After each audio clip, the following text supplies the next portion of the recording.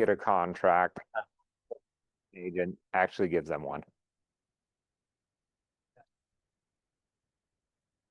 Yeah, usually listing agents will fill it out with them. So, uh, but then you are kind of in charge of negotiating. So you're gonna be like, oh yeah, this is what the price my seller wants, so I'll fill it all out for you. So usually it's disadvantageous to be a buyer without an agent. So I stopped writing because we have like so many different things we can negotiate that are predetermined in our contract. Then you can add an addendum and almost make up any terms that you want. Remember, you're not attorneys, so you're not going to be making up crazy terms. But I have seen and heard of crazy things. Like during COVID, I heard one buyer, they owned a pizza shop. They said, if your seller accepts our offer, we will give them free pizza for a year. So they put that in the contract, written down. I have seen chickens negotiated in contracts. Like legit, like leave the chicken coop and 4 of the chickens. There were like 20 chickens. They only wanted 4 of them. I don't know why. So you can negotiate literally anything in the contract. If you go too crazy, lenders won't like it. But if you stick to kind of the parameters, then usually they're okay with things. But like if you like include the 4 chickens, like is that going to determine the appraisal value and things like that? So nope. Well, sometimes. So like in inclusions, there's a line that says like there's a separate bill of sale for these items or these items have no value kind of a thing. Because like if you buy a house that's furnished, the lender doesn't want a loan on all of the furniture because that's not going to last 30 years. So every once in a while you get some weird things like that. So let's figure out a random offer. Okay. We're going to start from the buyer side and we're going to work together to figure out what we should offer. So how about this wait, oh, I'm charging the mouse. Let's hope it's charged. Okay. We're going to click a property and we're going to determine how it is. How about this very first one? Spanish Fork. Oh, no, this is a bad one. That's bad.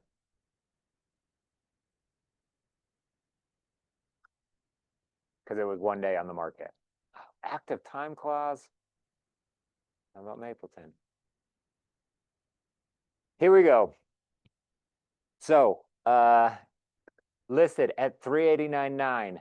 It's been on the market for 19 days. It is a townhouse, 2255 per square footage, basically no yard. It looks like it's like a modern, just built townhome. Is this a good deal? Brand new construction. Brand new. You think it's a good deal?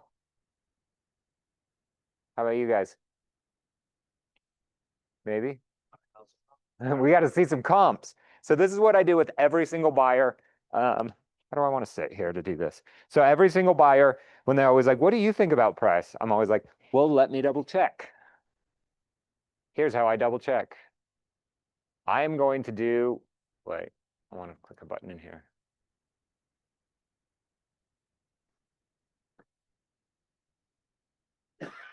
I like to do a quick CMA, what I call it. So if you've never seen a CMA done, I'm going to do it too fast and you're probably not going to learn. I copied the MLS number. I'm going to paste it in here and click go. Then I want to see active under contract, active no show, backup, and sold. I don't want to go more than 90 days. What city were we in? Mapleton?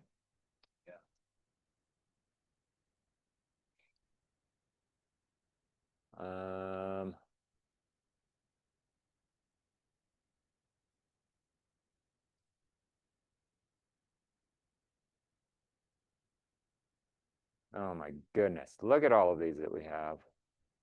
Yeah, 2030.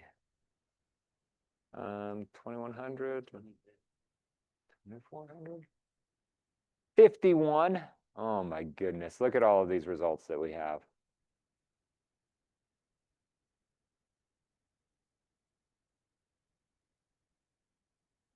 So 389.9, 389.9. Ooh, this one's more. More. 389.9. It looks like a builder is probably has all of these. So everything was more money or the exact same amount of money. We're gonna make one little tweak because I have a question. What if we don't do active? What if we don't do under contract or backup? We just do sold. What's up, Marcus? Nothing much. So they also have sales that seem to support this. From our price all the way up.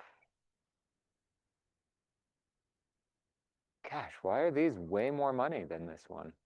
Look at that, that looks about the same, right?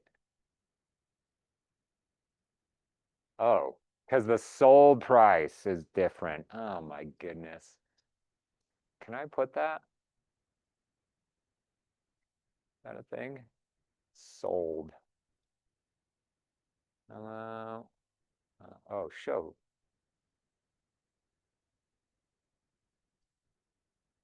Save changes. Did you guys know you could do that? I just changed these columns. So we have, I click this little settings and then changed column display. So this one was listed at 389.9, sold at 387. So now if we look at this, let's even sort by this one. 386, 387, 388, 390, 395, 396, 398. So remember, where'd we go? Ours was listed at 389.9. How are we feeling about that price? Good, but you're probably gonna get How about left. with the condition that Brand new. These are all brand new. Yeah. Yeah, let's see. Are these all brand new? These look the exact same.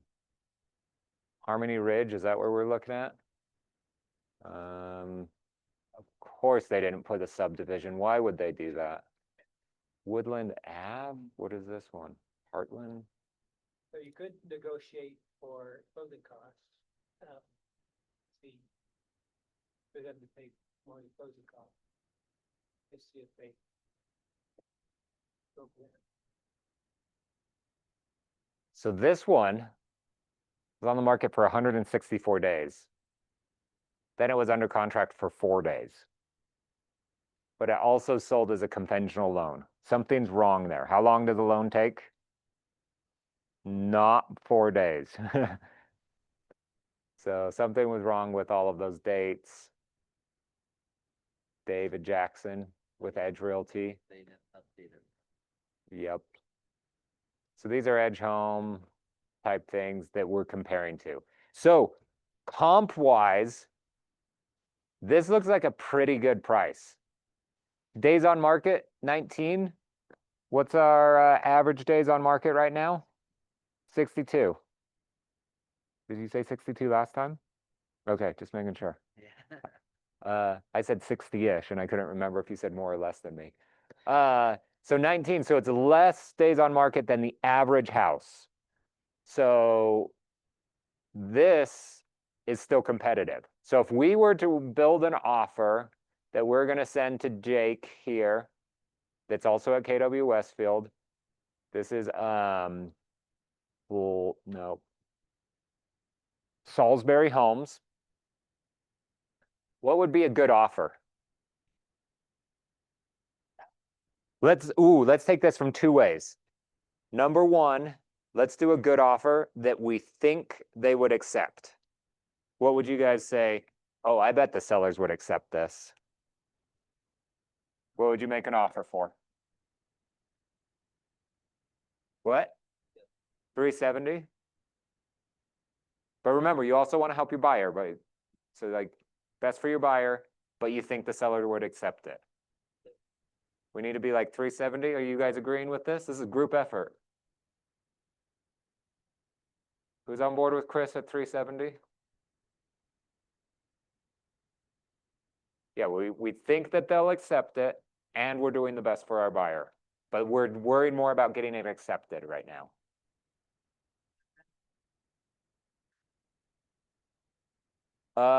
There were a lot. Yep. Yep. This price.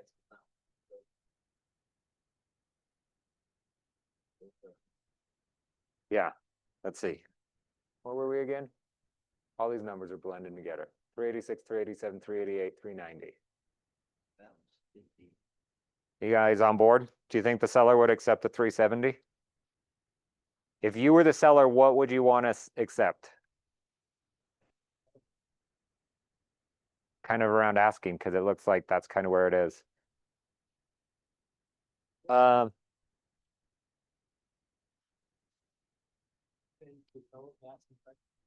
Statistically, it's 3% lower.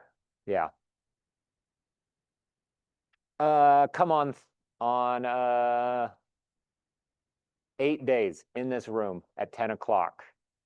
And we will tell you all of those stats. Yeah. It's market update on Thursday, the 30th. And so we're going to stream it in this room so you can see all of those things. And then I just quote those for nobody actually knows either. 3%. See, look at how right I was. Okay. Probably, I mean, seems like maybe 380, then maybe around there. Oh, so the other thing that we can look at is concessions. This one had 0 concessions. This one had 7,700 in concessions. 7,700. I think we're finding a pattern. 0. 0. 0. 0.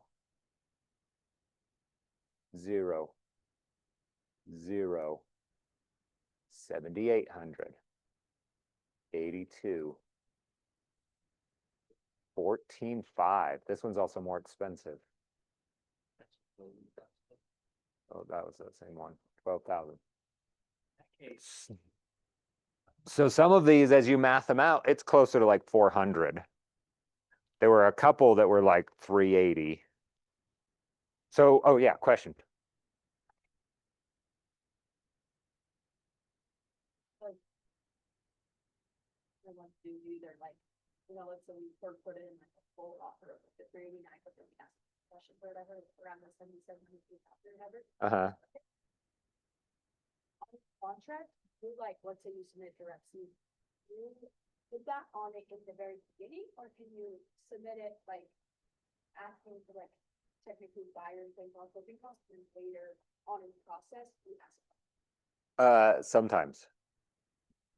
Sometimes you do that. So you have a handful of times that you can negotiate, like it's normal to negotiate. So the very first one obviously is when you're making the offer. You make an offer, the seller says, we don't like that. Like if we said back, if we came and said 370 and they're like, no, we're listed at 389, like 387 or something. And they come back to us and we go back and forth and we negotiate and then we are under contract. Technically, that is the same until you go all the way to closing and you close, and that's what it would be. Now, the only other times that you're going to negotiate that are common are really 2 other things. Number one is during the inspection. When you go and do an inspection, all of a sudden you're going to find all of these things you did not know about. You know, like you go check the furnace and realize, oh, that furnace is 30 years old and it should only last 25 years. So it's going to die any minute. And for me to go replace the furnace, I'm going to have to also replace the AC unit because it's old. So that's going to cost me like 10 or 12 grand. And I'm buying a house knowing that real soon, like literally any day, I could be putting 12 grand into the house. Like that makes me nervous. Let's negotiate again. Or you realize there's a roof leak and the roof to replace is $15,000. Like, ooh, that's a big deal. Let's negotiate, either I'm gonna come down with price, I need you to repair the roof, or we're just gonna back out. The other big time is during the appraisal, and it's really only if the appraisal comes in low, which we'll talk about later. Don't let me forget appraisal. Gotta write it down. We need to talk about when the appraisal comes in low, because there's very specific things that you can do on both sides and that you should. But that would be the other time that you negotiate. But usually it's like your buyers might have to come up with cash, the sellers are probably getting less money, and we'll kind of dive into that. So, okay, so if we made an offer on this house at 370, they're probably going to come back and say no. What if we made an offer at 389 and asks for like $7,000 in closing costs? How do you think they'd feel? Better. Do you think that's like a big maybe, right? Here's the thing that we have zero information as the buyer's side. We have no idea what the seller's feeling right now. So like, what if because this is a builder, so it's a little bit different, but what if this builder was like, crap, we need to make our next payment real soon. We've had this property plus all of these others for way too long. Like, things aren't selling. I'm getting kind of nervous. We have this next project coming up that we need this money. If we were to sell this house before December, it would make everything work, even if we took a little bit less. We don't know if they're thinking that. The other thing we don't know if they're thinking about is if they're like, hey, screw you, buyer agents. We want full price or nothing, and we're willing to sit on it for the next 3 years to get that. Like, those are two very real scenarios that could go on in the seller's mind. So how could you figure a little bit of this out? This is a little bit different being new construction, but if it would just like, let's call this a normal seller. Say that loud. Call the agent. Okay, so we're going to call the agent. Yes. So we're gonna role play this in a minute, but for now, as a buyer's agent, what do you even say as you're calling this? Yeah, what's your seller's situation? Great question. What else could you ask?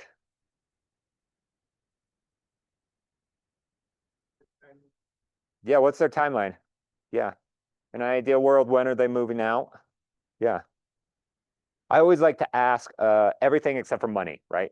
Those kind of questions. So I will literally say, besides price, what are your sellers looking to get out of this offer? Yeah. Yeah, because like sometimes people are like, we need to move. And then other times people are like, we actually don't want to move. Like I have a buyer just came in town looking at houses, but he sold his house in Oregon. And his big thing was, I need some time to move from my house in Oregon to where I'm going to live in Utah. So he almost didn't care about the house price. He had crazy amounts of equity. And he's like, if I sell this, will you let me live in that house for a month for free? And then I will move to Utah. Like, that was his whole game plan. And so he probably accepted a lower offer to be able to live in the house for free. Seems strange to me, but that was like his thing that he was worried about. So if you know something like that, but if you say, what are your sellers looking for out of an offer? You know what the agent's going to say? Money. Every single time. They want the best price. Give us the most amount of money. If I want to know besides that, what can I do? Because we have a lot of other terms that we even listed a handful. Move in, move out, those kind of dates are big deals. When do your sellers want to move out? Some of the other terms, concessions, price, kind of roll together. So any other questions that you would ask, do you think? You could ask. I guess you could ask. Yeah, if there's anything that you have questions on in the walkthrough, 100%. Like, hey, my buyers had these questions. Or I noticed this thing, the furnace kind of looked old. Do you know how old it actually is? Yeah. Yeah. What is that car that's parked in the front yard?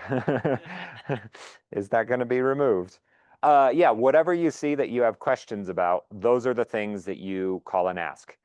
Now, this is not a text message.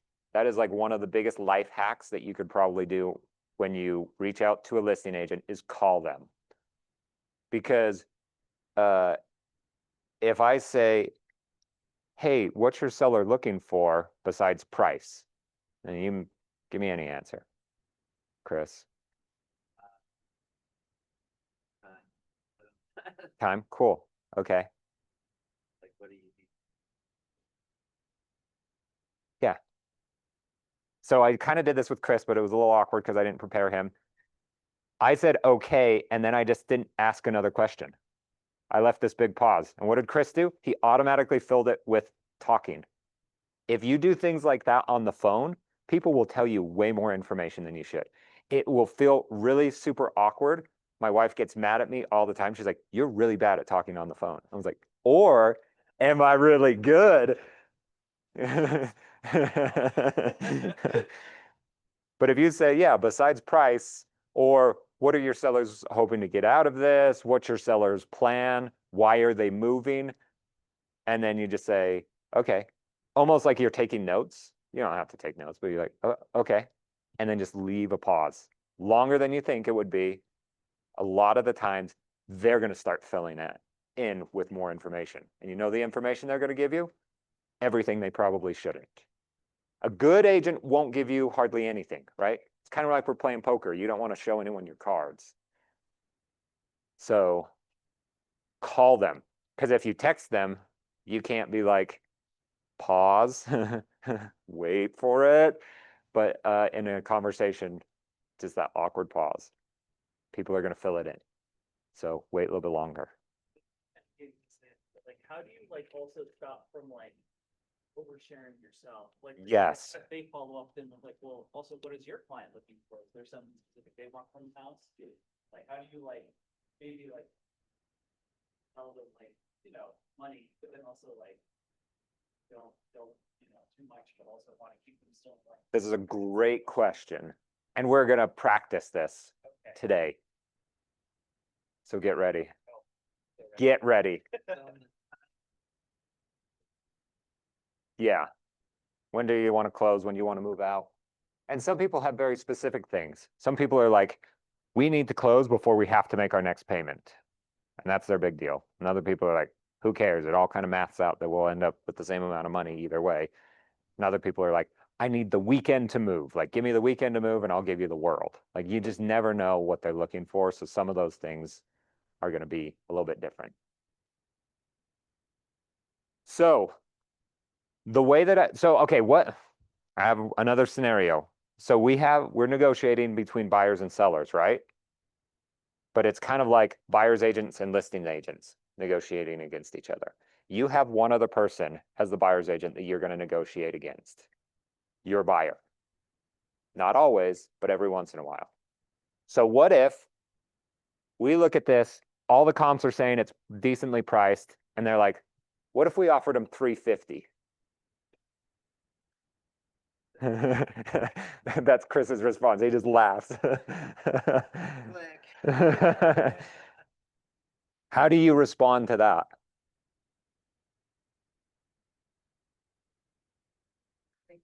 The CMA. Yeah. Yeah. Looking at the CMA, it looked like 386 was the lowest that any of them sold. The market doesn't lie. The market's not lying to us. Yeah.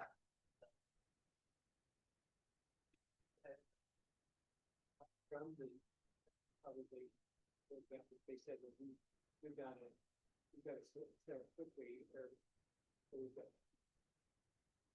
I think they'll take that if they don't need to sit on. Yeah. Yeah. If they're like, yeah, we don't need to sell, then why would they go? Yeah. Yeah.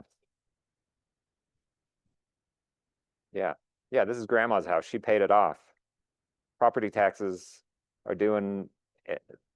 Like, that's her only payment. It's coming up. So she's in no hurry. Even if they had to sell quickly, that is way low. Yeah.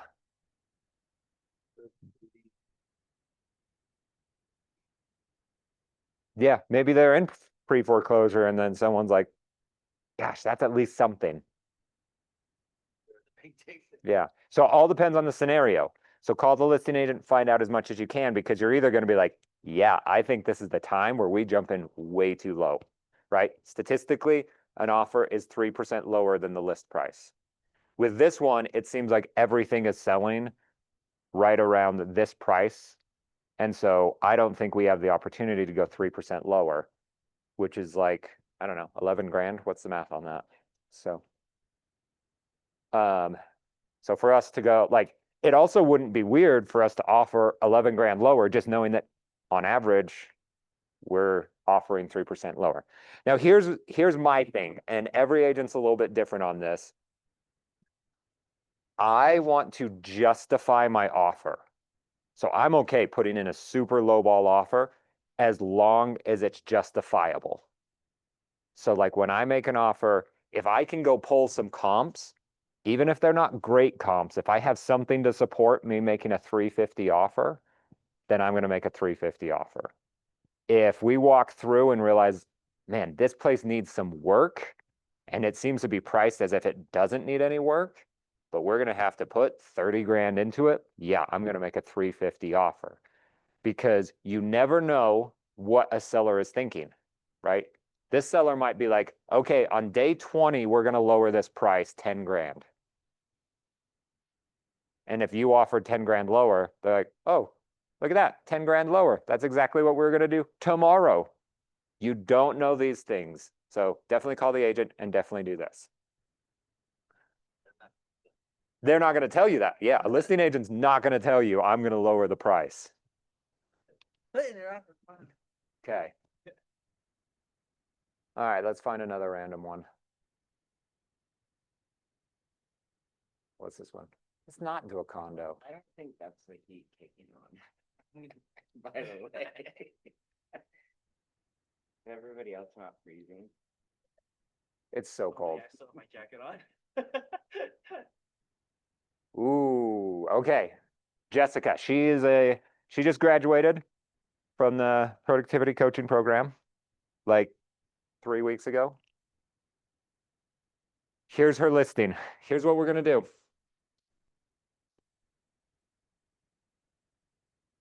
I gotta not erase this. No, let's talk about appraisals real fast, and then we'll do our little thing.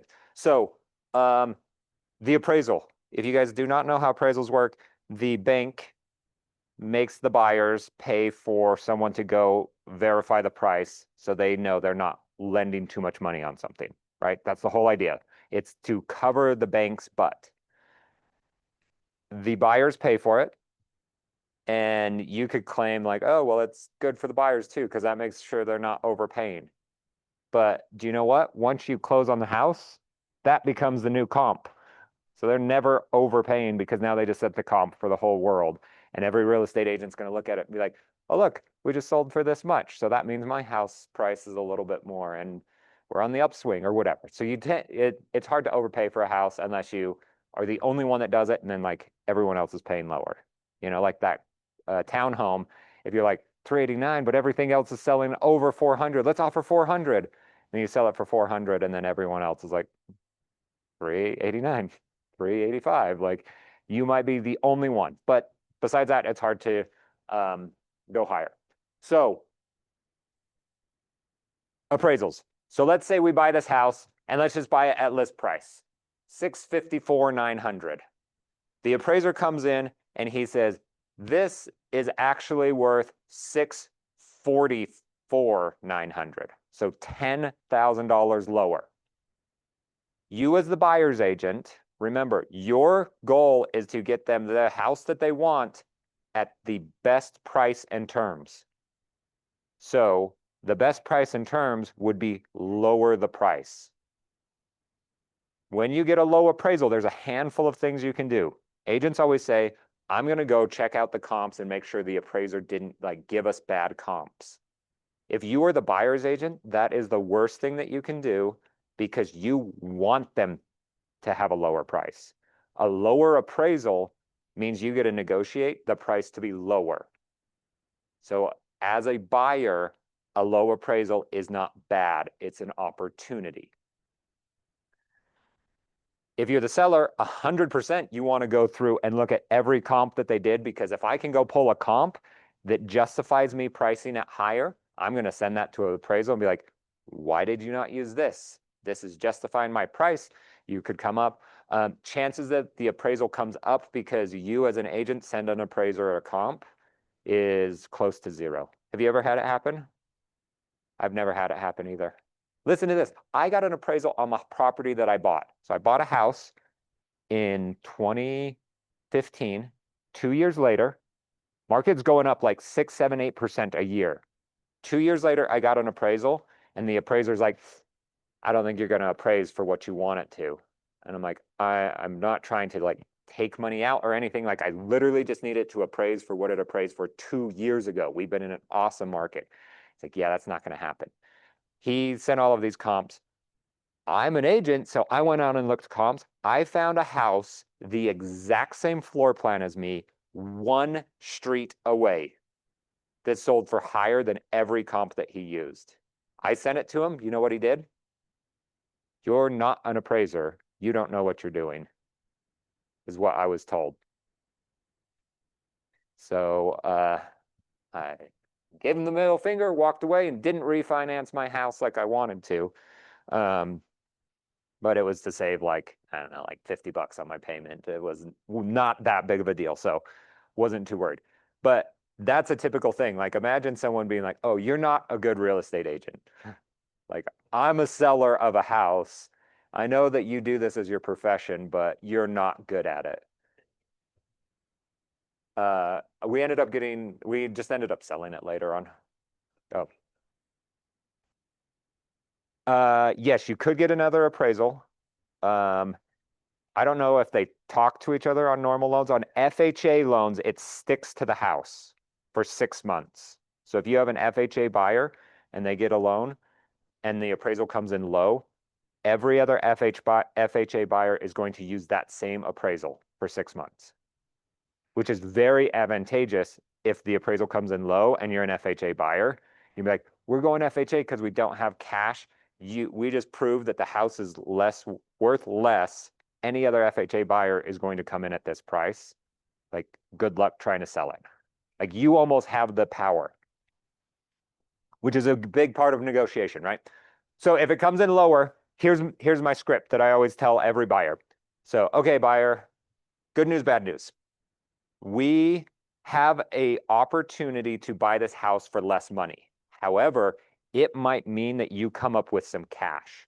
Now, I don't care where this comes from. Hopefully it's legal. But like go borrow money from parents or grandparents or a rich uncle or something like that. But you may have to come up with a little bit money. But if you can, we can get this house for less money. So how it works is the appraisal came in low. So I'm going to go to the sellers and say, hey, sellers, we came in low, come all the way down to our appraised price. Keep our closing costs, keep commissions, keep everything else like that. The sellers are going to say, screw you, we agreed on this price, come up all the way and make the difference in cash. 9 times out of 10, we're going to meet somewhere in the middle. Sometimes what that means is we're going to strip off any of the concessions or closing costs that the sellers are going to pay for us. Worst case scenario, we're going to have both real estate agents do a little bit on their commission, but that's always the last thing. I don't like to tell buyers that though. I don't work with my commission. Like once it's set, like it's like the deal's going to die if you don't lower your commission 0.5%. I'll be like, what about the lender? What could he do? Do you think title could lower some of their fees?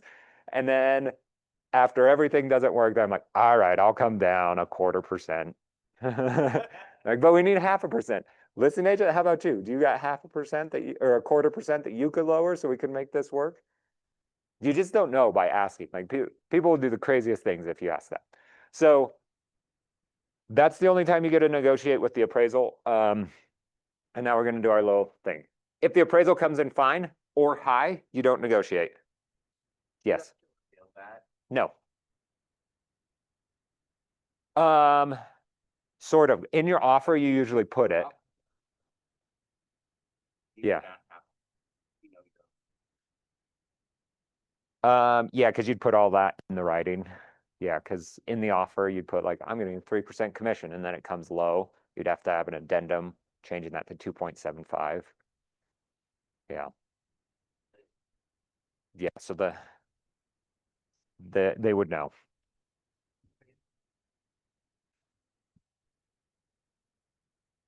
Yeah, like if you had $10,000 of concessions and the appraisal came in $10,000 low, you could remove all of the concessions and you'd still be at your purchase price. So the buyer could still get it. Now, then they don't have any concessions. So we'd go to the lender and say, can you wrap the closing costs and all the things that they need into the loan?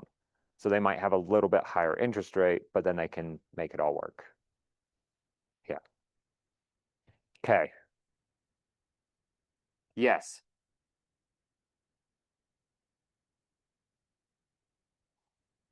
Uh-huh.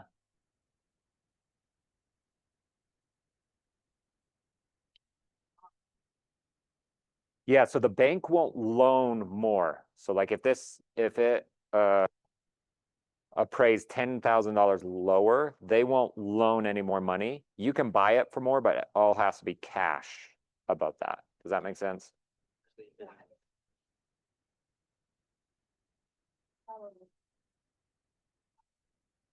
Uh-huh. Yes. Yep. Yep. Yep.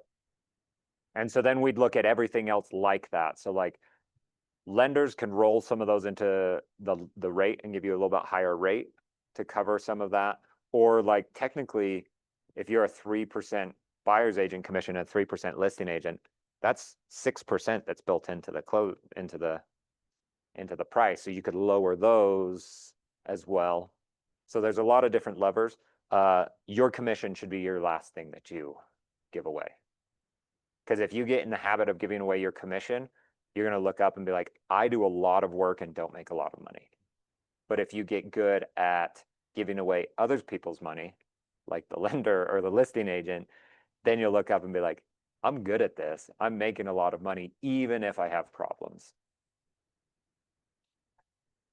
Um, I don't really know 100%. I know that they're on salary, but it's more like a commission-based salary. So they get like 2-ish% or less, 1.5 to 2% of the loan price usually. But then 1%, maybe. I don't know. Yeah, it's different. Okay.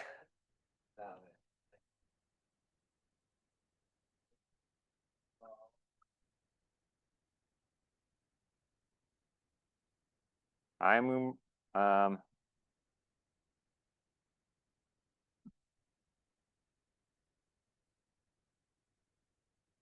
nope. Where's my eraser? I'm making up a scenario here. Marcus, I want you to be on that side of the aisle.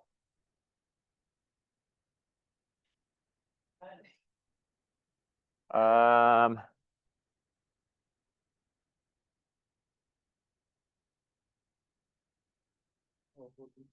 Yeah. My day. I know.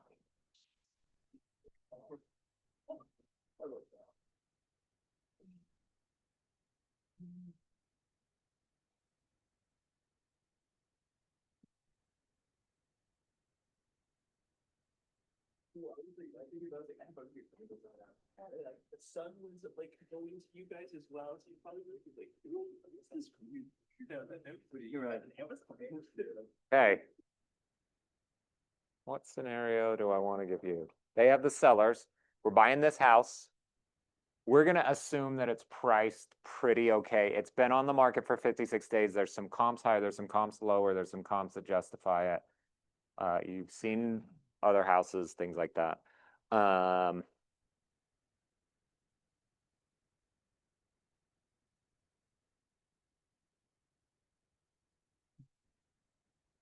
else do I want to tell you?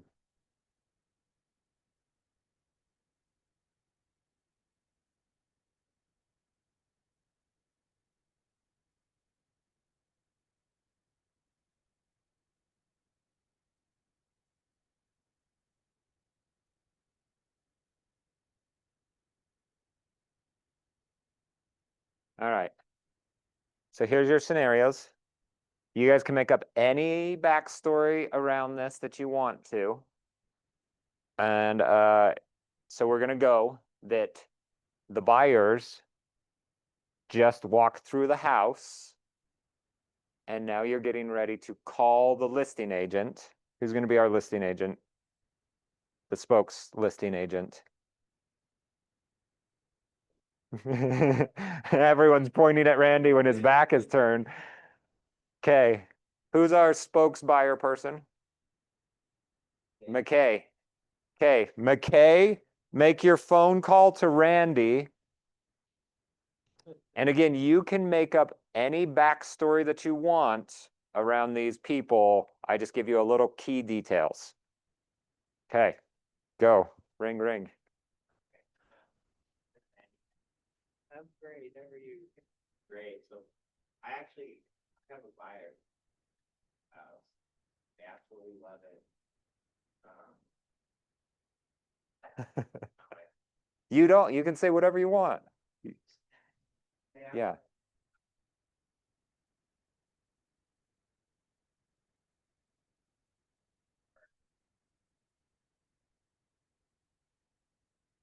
You guys can help him, by the way. This is a group effort. I mean, they're looking, they love the house, they're not impressed. Okay, ask him a question. And so, I mean, what's the situation yourself? How much we listing this house for? What is it? 654. Yeah. And we've gone 5 grand down already. Yeah, this is your seller's house.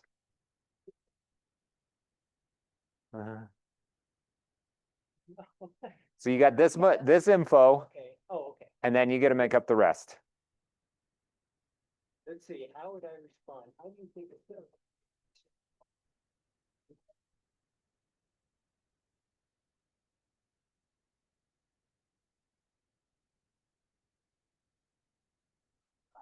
But like that, Wanna kind tell of them, have a, wanna tell them that you're in a place? no. You like, I don't want to do that, but like,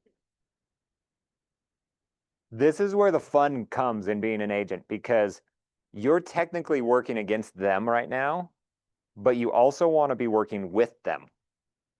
So you're like cooperating, but you also you have opposite goals. They want it for as cheap as possible. You want it for as the most expensive as possible, but you need to work together to get the deal to work. So But how are you, you're an agent, for me, I feel like, I don't know if this is right. this is practice. This is why we're doing it. So you can be wrong. They are,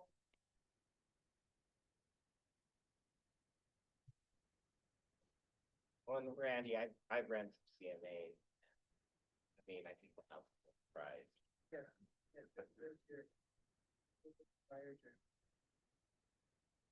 I mean, they're not in a hurry, and so they're just looking for, they love the house, but I'm also gonna be showing them other properties within that range.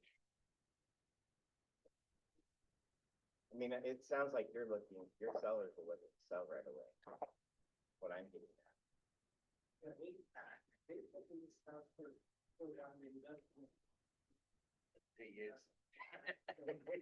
A whole long while.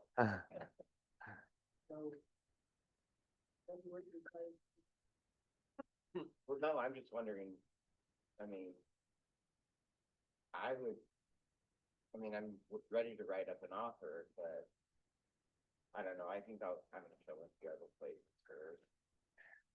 Ooh, playing hardball. Yeah. I think my buyers can do better than obviously ask McKay.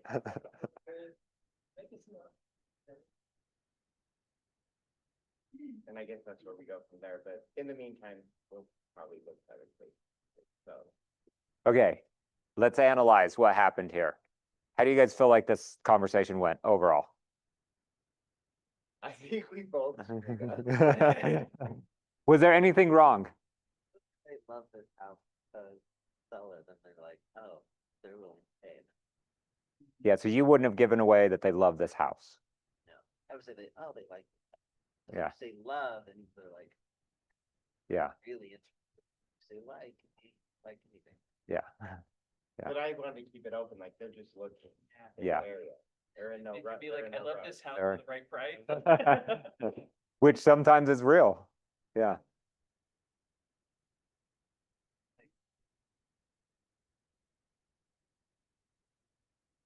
Okay, let me throw a wrench in things that you guys said.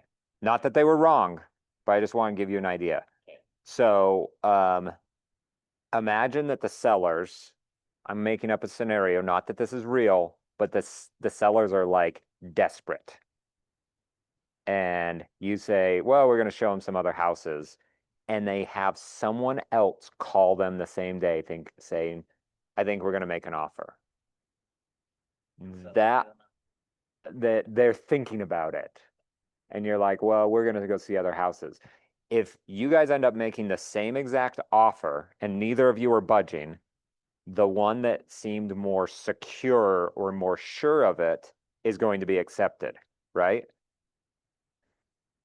So not that what you did was bad, but that's just a whole nother aspect to it. Is if we're like, I don't think that they'd love this house. Like they're gonna go shop, like the agent's not happy with it. Like, no, like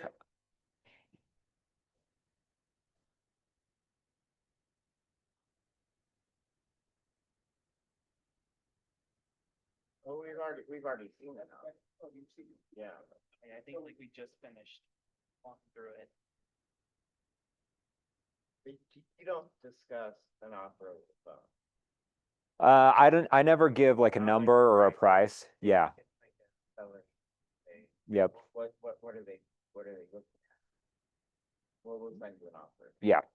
Yeah. Oh, And what Randy said is I often feel like I'm saying is like, yeah, send us an offer. I'll present it. Because by the way, that is like a rule of being a real estate agent. When you get an offer, you have to present it to the sellers. You can preface it and be like, this is the worst offer ever. Definitely don't accept it and present it.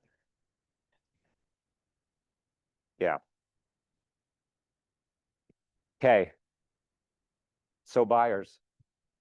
Yeah.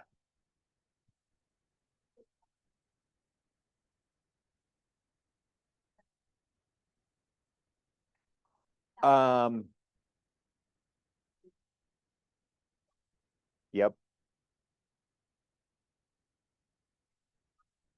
There. He's like, oh, I'm fresh. You know, Yeah. Some of it is talking with your sellers. Like you can ask them, like, would you be okay if I disclose this information?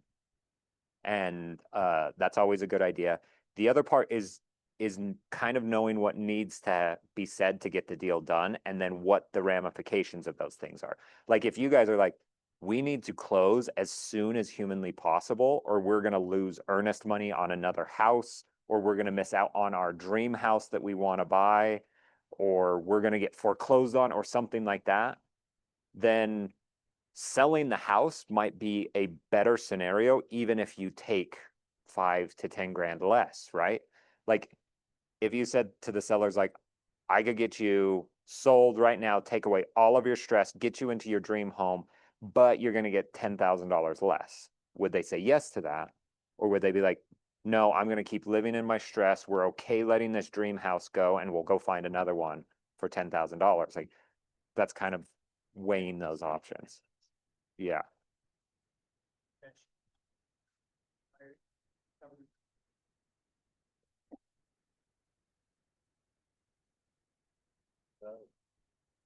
Yeah.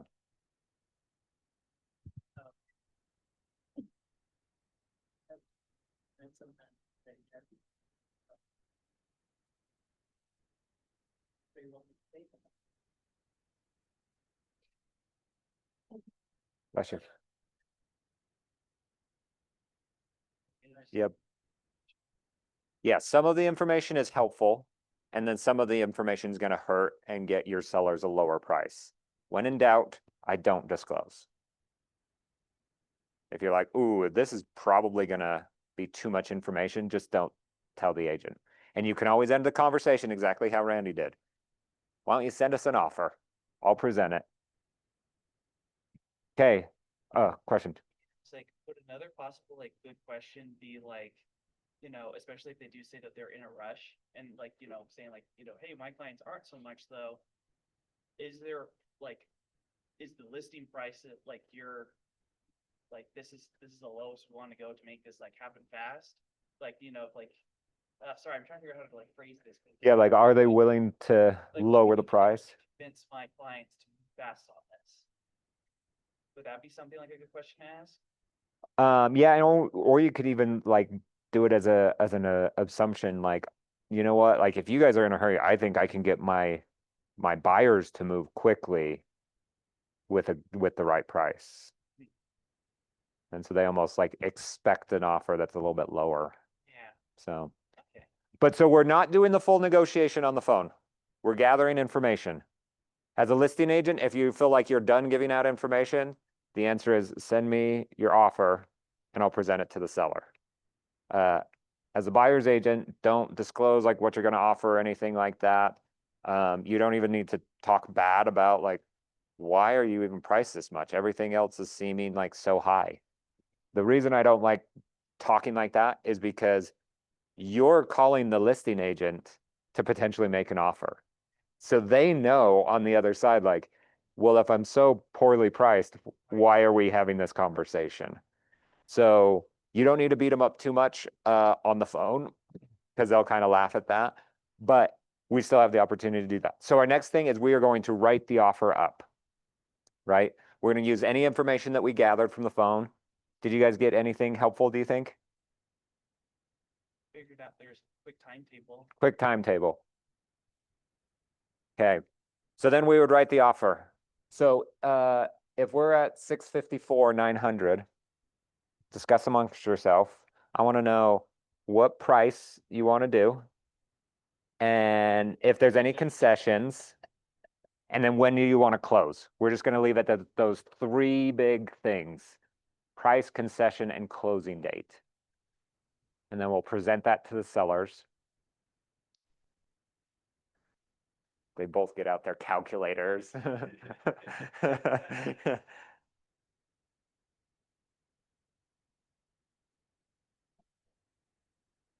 Okay, what are you guys thinking? What are you guys thinking? 622. Any concessions? Oh, okay, so 622. Oh, plus 12. Yeah. So wait, tell me the So it would price. be like I would just go 635. 635, 12,000 in concessions. When do you guys want to close? Today is the 22nd. 30 days. Okay, let's just call it November 22nd. Okay. Now you get to present the offer. When you present an offer, here's how I always do it. I don't know if Randy has a different pitch for it. I email the offer over, and in the body of the email, I talk about how awesome my buyers are and why we are making this offer. If it's a low ball, I'll mention why it's a low ball. If it's like overpriced, like mention why, like those kind of things. I don't want any secrets, but I want to talk up my offer. I have the best buyers. They're so secure. Like they love the house. They're going to close on it. Like I want to make them feel good about accepting my offer, even if if it's not the best. yeah. I will do funny things like this. I learned this one from Clay Winder. If I were to put in an offer at 654, 900 and then ask for 20,000 in concession, like something ridiculous like that, I would call it a full price offer with concessions. It's funny because when you say things like that, you'll start to hear the listing agent describe it in that same way. So the way that you present the offer, they're probably going to use your words as they are selling it to their sellers. The other thing is, so there's a thing that's called a golden letter. Nope, not a golden letter. What did they do? Where they used to send a letter from the family. You remember this? No, but I always want to mention it because it's going to come back up soon. So you are allowed to present whatever you want in terms of information about your buyers, right? So let's imagine we walk through this home and we see pictures of all of the grandkids on the wall, and like above the toilet, it's like, make sure you flush grandma's toilet kind of a thing. So you're like, this is grandma's house, 100% grandma's house. And you have like buyers that are moving into the grandparent phase. So then you should talk about how awesome it is that you're moving into a house where they can start their grandparent phase. The kids are they're the grandkids that are just young are so excited to come over and blah, blah, blah, blah, blah, whatever. You get to pitch all of that because you want to get them excited about it, them being the listing agent. Now, as the listing agent, you do not disclose any of that information to your sellers because you don't want them to choose the offer based off of anything protected, right?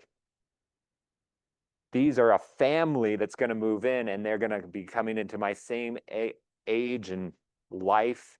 You don't want that because someone that's 20 years old and not having kids and wanting it as an investment property in the next years is different than you. Like, you don't want to do that, right?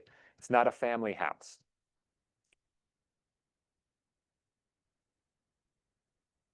Yes. Yes. And that can be okay. How do I put this? If they look the same, right? Like, you can't be like, oh, based off of their race, I don't like them. I like these other people. Or based that they have a family, or based that they are not handicapped, like the protected classes and things. You don't want any of that. So I don't want to give any of my sellers that information.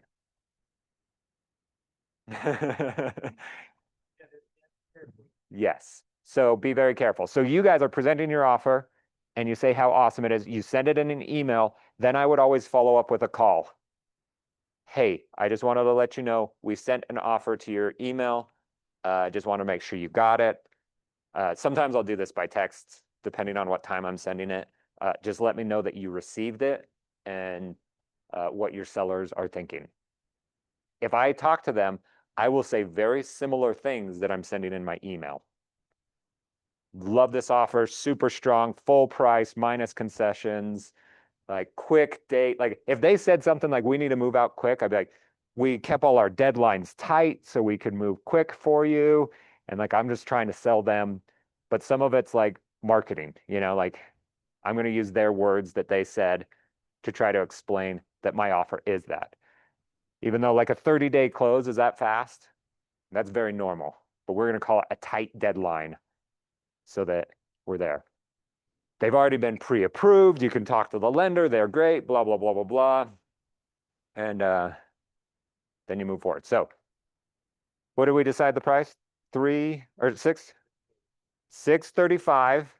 I gotta write this down. Okay, they're offering you 635 minus 12,000 in concessions and closing 11-22. Okay, so you guys get to present this to your sellers. By the way, best part about negotiating, you don't have to make any decisions, right? So you as the listing agents get this and you try to decide, is this a good deal or not? Well, it doesn't matter to you, it matters to the sellers. So you want to get the most amount of money for the sellers, but ultimately it's their decision. They could come back and be like, yep. And you could be like, I think you're leaving money on the table. And they're like, that's okay. We're okay. Yeah. Could happen. So, okay, seller's agent.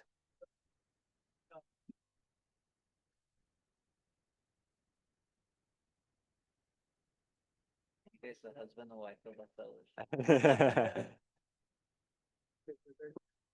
Yep. So we're like $20,000 lower. And by the way, for this whole example, we're assuming that there's comps that are below, above, and right at the same price that are similar in similar area.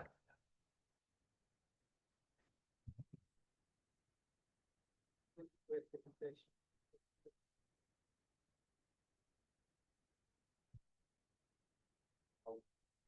Yeah.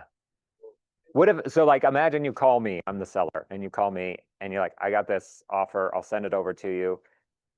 And then I say, okay, do you think it's a good offer?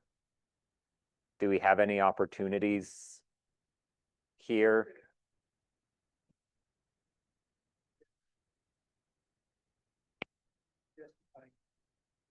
Yeah. How are you guys justifying? Did you mention that at all to them in a call or an email or anything? Saying like, this was the price that we got, that we had to like, that got our buyers just ready to move, and get going, so. They saw that and they got excited, like, yep, we're ready to hasten our timeline. We can get for this. Hasten it. I like it. We take the justification, go to them and say, okay, this is how they're justifying the lower price. You need to, you've got your reason for moving.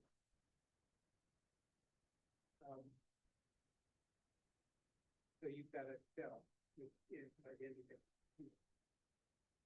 Well, how would you like, how do you feel? Are you willing to take that cut to get out, or get us that offer? Or are you going to come back with the counter offer and take that risk of losing them? What are your? Wait, but before you respond, let me make sure you guys just 100% understand this. There's 3 answers to an offer.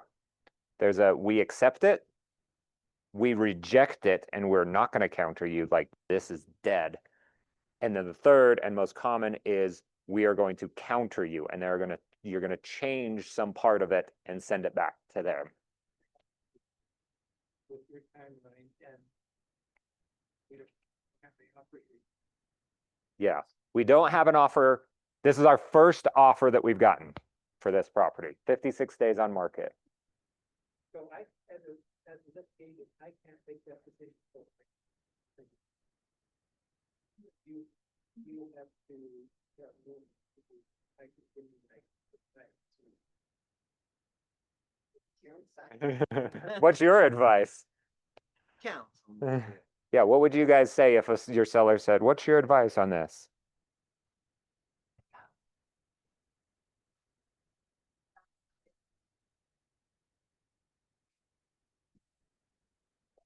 But at the same time, there are plenty of other properties. No, if McKay's gonna win.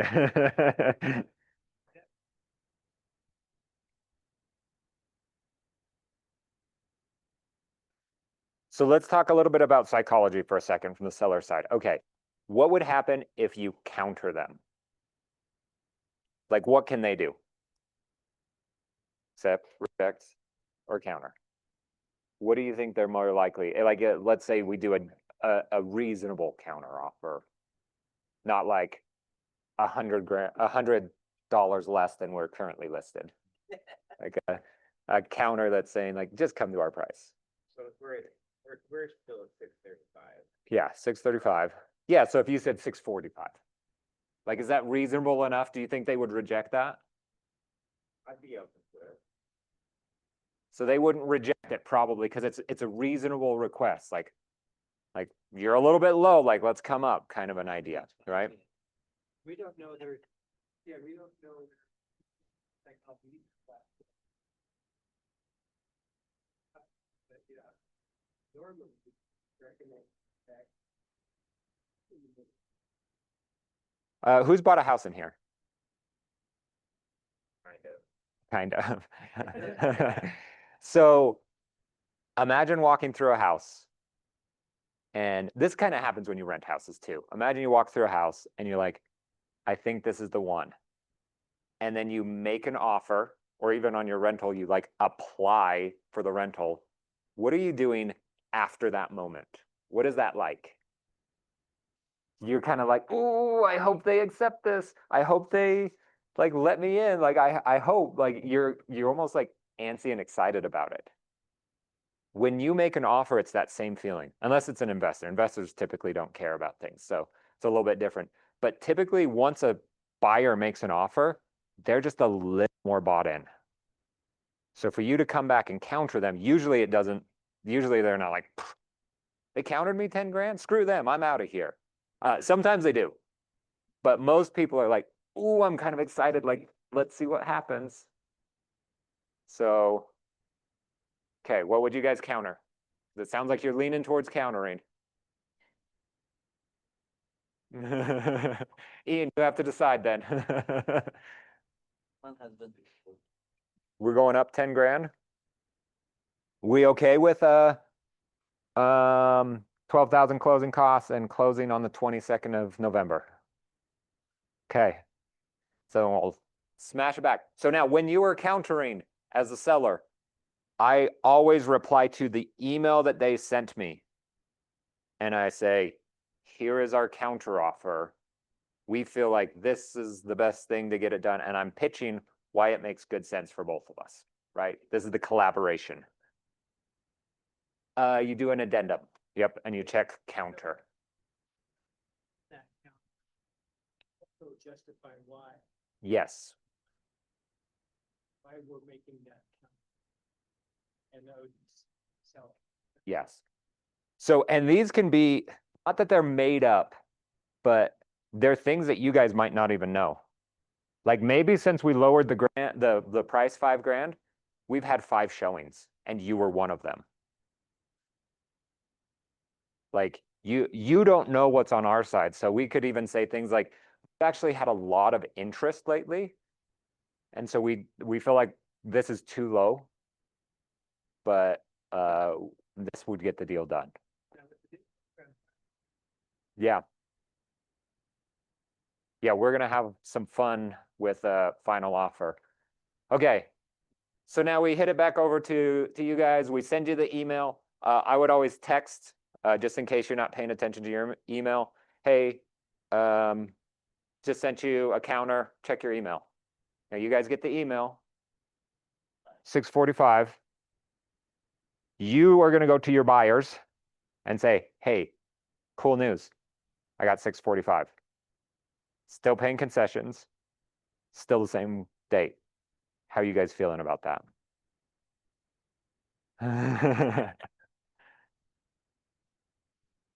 So now, when you go back and forth a little bit, we're not going to simulate too much of this because it all depends upon the buyers and the sellers, right? Again, you guys are doing the negotiating, but on the backside, you have a buyer here like, ooh, 6:45, let's do this. And if you think, well, I think we have an option to go 6:40, like you could mention something like that, but know that that might, like the sellers could say no at that point. So you could be like, hey, maybe we could go a little bit lower, but we might lose it. Like, would you be okay not having this house and we only get it $5,000 cheaper? Here's the other thing to think of as a buyer's agent. If we were like to try to get it like, so $10,000, right? Do you know what a loan for $10,000 ends up changing your payment? I don't know the exact number. Not a lot of money. Your monthly payment is not going to change by it. Yeah. Yeah, we should $5. Yeah, we should ask ChatGPT or something. It's going to be dollars or tens of dollars, not hundreds of dollars, like tens of dollars. Like, yeah, ask ChatGPT. That bill I had, the buy, I was renting the buyer, and that's, I guess we can burn that's 30 days, but I think I have to use to get the. Yeah. maybe around Yeah. 25 days or something, I guess. Had it, I looked at it. That's like the only thing. Yeah. So, all right, all right. Really, Hey, ChatGPT, I wanted to know the difference in a mortgage payment of a price that's $10,000 different. Imagine a 6% interest rate. How much does my payment change if we go up $10,000 in purchase price?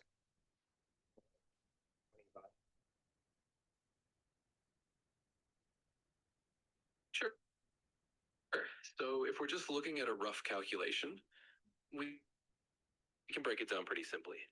At a 6% interest rate, the monthly principal and interest portion of a 30-year mortgage typically goes up by about $60 to $65 for every $10,000 you add.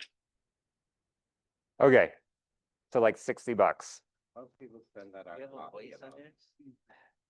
So if you, if I told you, hey, your payment's going to be $60 more every single month, or I could give you $10,000, which would you rather have? But let me tell you, ask a different way, right? Would you rather pay 10 grand today or $60 for the next 30 years? Who's on board with him? Would you rather? You think 10 grand a day? How many? You guys are all crazy. Yeah. I'm gonna go invest my 10 grand and make $60. So that's the big difference, right? From a seller, we're talking about $10,000 that will literally go into the seller's pocket. From the buyer's side, we're talking about $60 a month. And they're not gonna have an additional, like, if they're doing a 5% down of $10,000, what is that? $500? Did I do math right? I'm real bad at zeros. The down payment, if they're doing a 5% down payment, price increases by $10,000, that's just 500. That's like not a lot of money. 500. So can you come up with $500 more and put 10 grand in their pocket? Your payment's going to change by $60, but they're going to get 10 grand. Like that's a huge win for the sellers and not a big challenge to the buyers. Right. The buyer, I don't want. Yeah, you still want it for as cheap as possible, but well, you're not. Statistically, you're going to move or refinance in 7 years. Yeah. Yeah. So then you're probably going to get a higher payment because you're going to take money out, but you're going to get money. So, handful of things to think about, like, right, there's a whole psychology. You are working with a limited scope, right? Remember that as you're negotiating, like you don't know what the other side's thinking. Sometimes asking questions will give you all of the information you need to know. And sometimes just asking for things will get you those things. Like, by the way, when I start to get in the back and forth a whole lot, I don't like to do it in addendums. Some agents are like, everything needs to be in an addendum. Like, you send us a counter, we'll send you a counter and a counter and a counter and a counter. I don't like to do that. I like to just talk to the agent like, hey, look, if we can make this at 645, I think we have a deal. Will you go talk to your buyers and see if they can do that? And if and then they agree, and then I say, great, then I'm going to send it over. Sometimes though, like imagine how much more real an addendum is. And when you're like, you sign this, we're under contract. Where, well, a phone call is almost like, hey, like 645, I'm almost expecting you to say no because I'm not putting it in writing. I'm not wasting my seller's time writing this down. I'm not wasting your time. So I'm so open for you to come back and say no. So there's like, everything's a psychology game. Like think through, like how is someone going to receive this and everything like that. But it's fun. By the way, most agents don't take the time to go and learn this and actually think through some of the consequences of negotiating and how it helps and things that they should do. They learn how to write an offer. They learn how to respond to an offer. And then they just do that over and over. But negotiation has a bunch of psychology, and we're going to try to use that in our benefit. Okay. Some of it is just going to be pay attention, and others you'll learn down the road. Now, a couple of things that you have to know about the contracts. So when you are writing a contract, the very last field that you fill out is the acceptance deadline, right? You've probably seen this on the very bottom. You choose a time and a date for someone to respond. There's probably psychology of how long you give a seller to respond, you know, like if we're making an offer today on Wednesday, do we want to give them till Thursday or Friday? Like, never the weekend. I hate giving them a whole weekend because like that's too long in my mind, but I could be like, we can't respond till Friday. Like, do I want to give them all the way to Friday or do I want to like, so what this deadline means is this is the deadline they have to accept what you have sent them. If they don't sign it, like let's say we said Thursday at 5 p.m. If they don't sign accepting it by Thursday at 4:59 p.m., then you are not under contract. They will have to give you a counter offer. Now you can do a counter offer whenever you want, right? You can make an offer on someone and they don't respond to you, and a year later, they could send you a counter offer and be like, hey, are your buyers still around? We'll sell it for this price now. Like that could be a thing that happens. It does not happen, but it could be a thing. So a lot of people see this deadline as a response deadline. It is not a response deadline, it is an acceptance deadline. That being said, I am a nice person. So when I am the listing agent and I get an offer and it says respond by Thursday at 5, and we're like, you know what? We have 3 showings on Thursday. We're not going to respond by Thursday at 5. We have a game plan of what we're going to do. And I will tell that agent, hey, by the way, we're not going to like, usually like later on Thursday, I'd be like, hey, FYI, we're going to send you a counter. I don't tell them anything about the counter. Hey, FYI, I'm going to send you a counter. Just didn't want to leave you hanging. You'll probably get that soon. Nope. I just want to let them know, because as a buyer, when you make an offer and you're like, they're going to accept it by Thursday at 5. When it's Thursday at 4, do you know what you're doing? You're calling your agent. Hey, they have only an hour left. Will you, like, what's going on? And you know what that agent's going to do? I don't know. Let me go ask the listing agent. Hey, listing agent, we have an hour left. Why haven't I heard from you? What, you going to counter us? If you can just, as the listing agent, be like, we're going to send you a counter. Avoid that. Just avoid that whole thing. Now, you don't have to do that because there's no rule that says you should or have to do that. I like to do it because I think it's a nice thing. I typically won't give them any information. I won't even give them like when I'm going to respond or anything. I was, hey, by the way, we're going to send you a counter. So don't be stressed. Nope. Nope. Yeah. When you get an offer, you can just let it expire. You don't have to like reject it to kill it. So like, let's say all 3 of you love this house and all 3 of you write separate offers to the sellers. And then they can only pick one, right? You can only sell a house once. So they accept one of your offers. Technically, they don't have to reject the other 2 of yours offers, right? You could just leave those floating out there, because then at any point you can just counter them and be like, hey, our other offer fell through. We'll counter you with exactly what they were at, and we can go under contract. You can do whatever you want like that. But if you reject them, that's done. Yeah. Just, hey, we didn't accept your offer. Like, I just send out an email. If you're receiving this, you're one of the unfortunate people that did not get an offer accepted. It's like a job response. Thank you for your.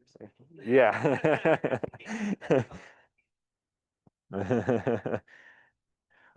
Questions, thoughts?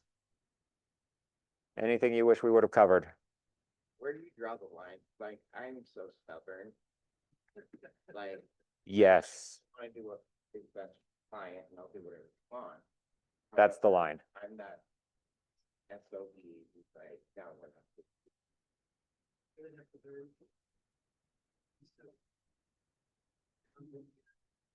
Yep.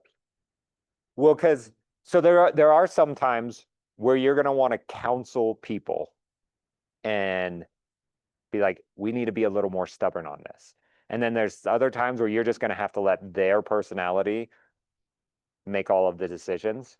So for example, like if I put over here on the seller side, which, I guess I could flip this around. If I put, you need to get an offer of 635, they didn't have really much, but a move date and how much money they need to make. and you just needed concessions and in no hurry. And he told you all of these things. So, if on the seller side here, I would have said they need to get an offer of 635. And then you guys offer 635, the sellers would be like, ah, we got what we wanted. But as the agent, if you're like, yeah, but we're 20 grand below where we were, like, I think there's an opportunity to get you a little bit more money. Then that's like when I would counsel with them and say, I know you got exactly what you want. I think we could ask for $5,000 to $10,000 more, and they would still accept that. Are you willing to chance that and try to get 5 or 10 grand more? And if they're like, yes, yeah, because if they counter and they're like 10 grand more, and you're like, ah, no.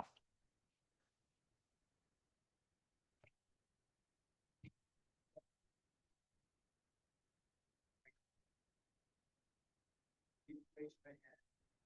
Basic problem like you will they accept this? You're gonna do your best for you to run like from.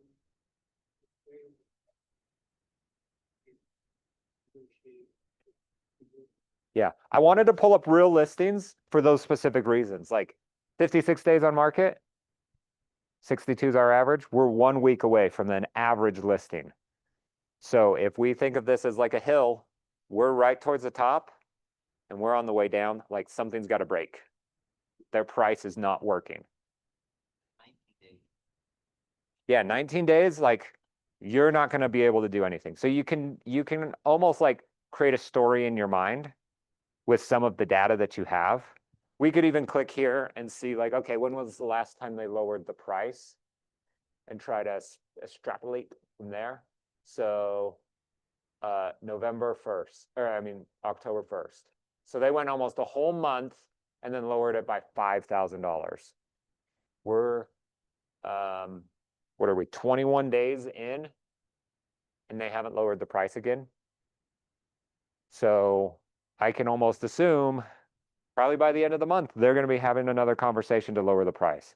And probably it's just going to be about $5,000, which isn't going to be enough. They need to make a big change. So if Jessica is good at talking to them, she's going to be like, rather than doing 5 grand, let's do 10 or 15. Let's make this big jump and get this sold for you before the holidays, right? Because that's our other thing.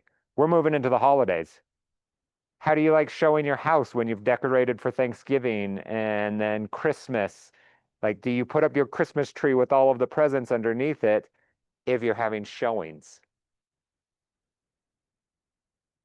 So sometimes timing will work to our benefit and say like, hey, we'll make an offer and actually close before Christmas so you can go decorate your new house. Other times it's like, oh, spring is coming, school is ending, whatever. So we're going to have way more buyers like, screw you guys. We're waiting for the flood of everyone that's going to come by. So, Gotta go get your professional. So out of curiosity, I'm just, so Yeah. Brittany canceled. the contract. yes. So, oh yeah, here's more of the story. Listed it in March. So Brittany is the transaction coordinator, obviously, for Jessica. So Jessica listed it at $699, They got it. $669, listless, and then went active to canceled. And so they canceled and then waited more than a month and started again. But they 659, then they started right back at their 659. So that's the whole story. Well, that I guess. place is that not we- selling. So it's not selling at this price, and it didn't in the summer, so it's probably not gonna in the winter. So I can tell you this is overpriced. Well, Yeah. maybe their contract, Yeah, maybe, yeah. because they tend to. I mean, come springtime comes, we get on it for a year. Yeah, It's not a good sign. no, you're overpriced. So. Okay. Take my 635, Brandy.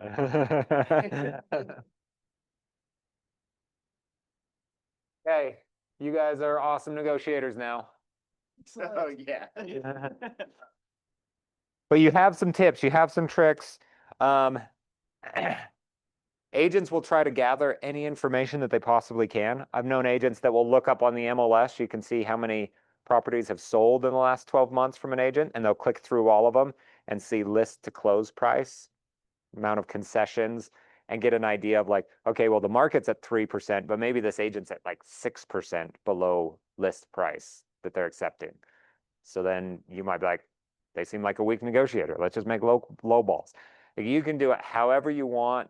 I like to justify based off of the market. I don't care about the agent, but then again, it's all about getting the best price for your seller so they make the most amount of money. You have to live with the terms.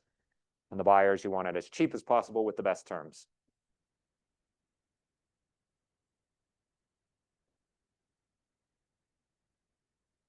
Okay, go negotiate.